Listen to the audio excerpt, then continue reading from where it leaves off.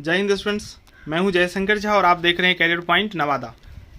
BCom part 2 का जो exam हुआ था उसमें हमने आप लोगों के लिए VVI questions, important theories, true और फॉल्स अपलोड किए थे और बहुत क्वेश्चंस, लगभग 90% क्वेश्चंस जो हम गेस किए थे वो एग्ज़ाम में मिला था। ये आप लोगों को पता ही होगा, ठीक है। उसी प्रकार इस बार जो पार्ट 2 का एग्जाम होने जा रहा है उसमें मैं आप लोगों के लिए वीवीआई ट्रू और false, important theories, VVI questions, important practical questions सभी सब्जेक्ट के लिए इस चैनल के माध्यम से अपलोड करेंगे। आप लोगों का लगातार मैसेज, कॉल भी आ रहा था, सर समय कम है एग्ज़ाम का, आप वीडियो अपलोड क्यों नहीं कर रहे हैं, वीडियो अपलोड कीजिए।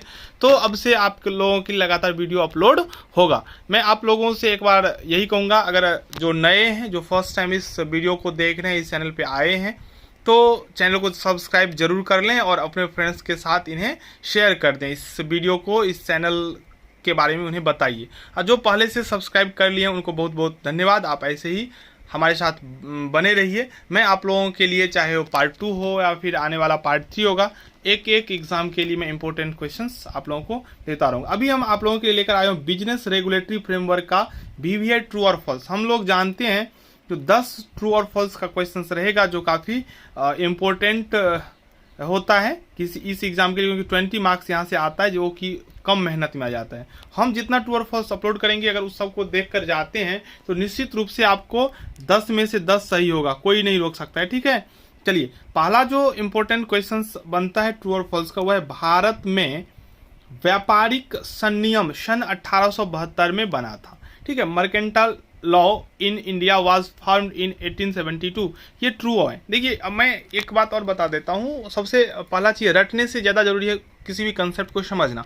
अब आप यहाँ रट लेते हैं भारत में व्यापारिक संनियम सन 1872 में बना था, लेकिन एग्जाम में क्या करेगा, तो ये 1872 को हटा के यहाँ पे लिख देगा 1972। सब बात वही है, लेकिन 1972 कर दिया तो यहाँ पे क्या हो जाएगा, असत्य हो जाएगा, फॉल्स स्टेटमेंट हो जाएगा, ठीक है। तो जो मेन टॉपिक है 1872 में बना था, ये हमको याद रखना है। उसके बाद ये 1972 दे सकता है, 1772 दे सकता है, तो आपको फॉल्स कर देना है, ठीक है ना। Mercantile law in India was formed in 1872। बहुत सारे स्टूडेंट्स ये भी कमेंट करके बताए थे सर इंग्लिश में भी, तो इसलिए आप लोगों के लिए मैं इंग्लिश में भी इसको लिख दिया, ठीक है। चलिए, दूसरा प्रश्न है, अनुबंध अधिनियम व्यापारिक संनियम का अंग है, ठीक है। Contract act is a part of mercantile law, ये ट्रू है। चलिए, तीसरा है, अनुबंध के ठहराव एवं प्रतिफल का होना आवश्यक है। अनुबंध के ठहराव और प्रतिफल ये होना जरूरी है, ठीक है ना। Agreement and consideration is essential for a contract. अगर कॉन्ट्रैक्ट है तो ठहराव का होना और प्रतिफल का होना निश्चित है, होना ही चाहिए, इसलिए ट्रू स्टेटमेंट हो गया। अगला है, अनुबंध सदैव वैध होता है, तो ये भी ट्रू है, ठीक है। कॉन्ट्रैक्ट अगर हो गया इसका मतलब है वो लीगल है, उसको राजनियम के द्वारा परिवर्तनीय कराया जा सकता है, इसलिए जब भी कॉन्ट्रैक्ट होगा वो लीगल होगा। समझौता होगा, एग्रीमेंट होगा, वो लीगल और इलीगल दोनों हो सकता है, लेकिन अगर वो कॉन्ट्रैक्ट हो गया, अनुबंध हो गया, तो वो लीगल ही है, कोई इसमें शक नहीं, ठीक है। पांचवा प्रश्न है, वचन के लिए प्रस्ताव एवं उसकी स्वीकृति आवश्यक है। कोई भी जो प्रॉमिस होगा उसके लिए प्रपोजल और एक्सेप्टेंस नेसेसरी है, बिल्कुल ट्रू है। अब यहाँ पे इसी क्वेश्चन को घुमा के पूछ देगा, वचन के लिए प्रस्ताव एवं स्वीकृति आवश्यक नहीं है, तो ये फॉल्स स्टेटमेंट हो जाएगा। तो जो बेसिक कंसेप्ट है वो मैं आप लोगों को इसमें बता रहा हूँ, ताकि कोई भी क्वेश्चंस पूछे, कहीं से क्वेश्चंस पूछे, आप 10 में 10 सही करके आए, ठीक है। अगला है, अनुबंध शब्द की उत्पत्ति लैटिन भाषा के कॉन्ट्रैक्टम शब्द से हुई है।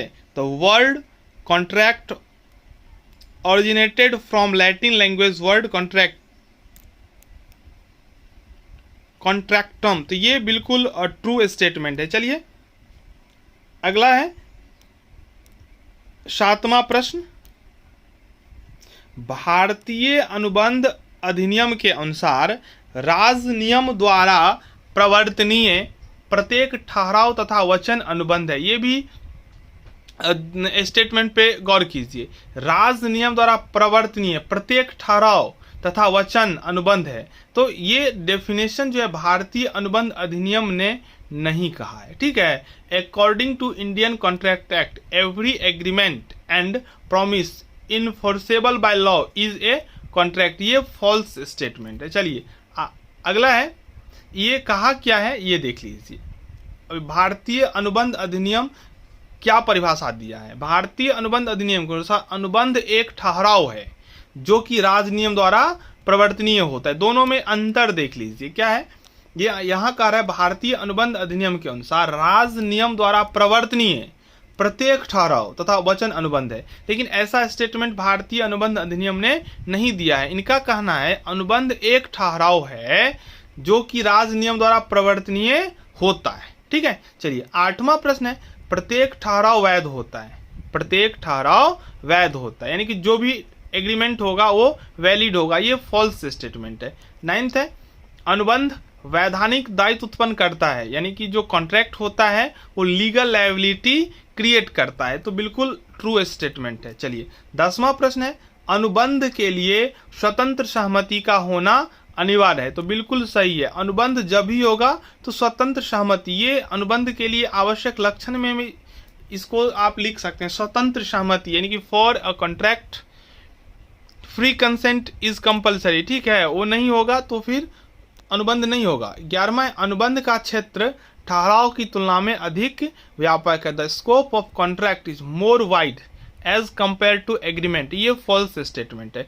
अनुबंध बहुत कम ही बनता है लेकिन ठहराव अधिक हो जाता है। ठीक है, 12वां है, प्रत्येक ठहराव राज नियम द्वारा प्रवर्तनीय होता है, यानी कि every agreement is enforceable by law, बिल्कुल असत्य है, क्योंकि जो ठहराव होगा अगर राज नियम द्वारा परिवर्तनीय हो ही जाएगा सब के सब, तब तो सब अनुबंध हो जाएगा, यानी कि every agreement will be contract but it is not possible. ठीक है, 13 नंबर क्वेश्चन है, समस्त अनुबंध ठहराव होते हैं। समस्त अनुबंध ठहराव होते हैं किंतु समस्त ठहराव अनुबंध नहीं होते, कि अनुबंध जो होंगे वो ठहराव होंगे ही, लेकिन जो ठहराव यानी कि एग्रीमेंट होंगे वो अनुबंध नहीं होगा। ये बिल्कुल करेक्ट है, राइट है, ट्रू है। ऑल कॉन्ट्रैक्ट आर एग्रीमेंट, जो कॉन्ट्रैक्ट होगा वो एग्रीमेंट से होकर ही गुजरेगा, पहले एग्रीमेंट होगा उसके बाद वो कॉन्ट्रैक्ट बनेगा, लेकिन जो एग्रीमेंट है वो कॉन्ट्रैक्ट होगा ही, ऐसा कोई जरूरी नहीं है। चलिए अगला है